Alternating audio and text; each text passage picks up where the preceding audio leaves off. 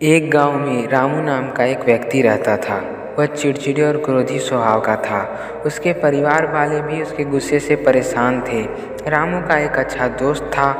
वह रामू को एक संत के पास ले गया। दोस्त ने सारी बातें संत को बताई। संत ने रामू को हाथ आगे करने के लिए कहा और निर्देश दिया कि जैसा मैं कहूँगा ठीक वैसा ही तुम करना। रामू ने अपना हाथ आगे करते हुए उनकी बातें ध्यान से सुनी। संत बोले, अपनी मुट्ठी बांध लो, फिर तुरंत खोल दो। रामू ने वैसा ही किया। संत पुनः बोले, अब यह प्रक्रिया बार बार दोहराते रहो। रामू संत की बात समझ नहीं पा रहा था, लेकिन वह बार बार मुट्ठी बंद खोल कर रहा था। यह प्रक्रिया बहुत बार करने के बाद रामू ने कहा, महात्मन, यह आप क्या करा रहे हैं? कृपया मेरी समस्या का समाधान करें।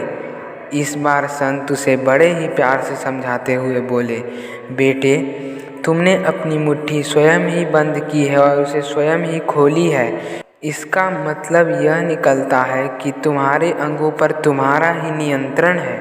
इसलिए तो तुमने अपनी मुट्ठी बंद की और खोली।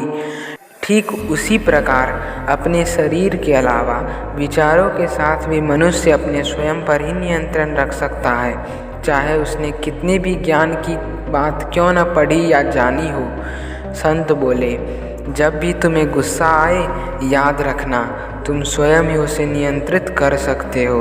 हम दूसरों को चाहकर भी नहीं काबू में कर सकते हैं, लेकिन खुद पर नियंत्रण रखना हमारे हाथ में है। रामू संत का आशय समझ गया था। तो दोस्तों, इस कहानी से हमें यह सीख मिलता है कि हमें हर परिस्थिति में अपना धैर्य बनाए रखें, क्रोध पर हमेशा लगाम लगाएं। धन्यवाद।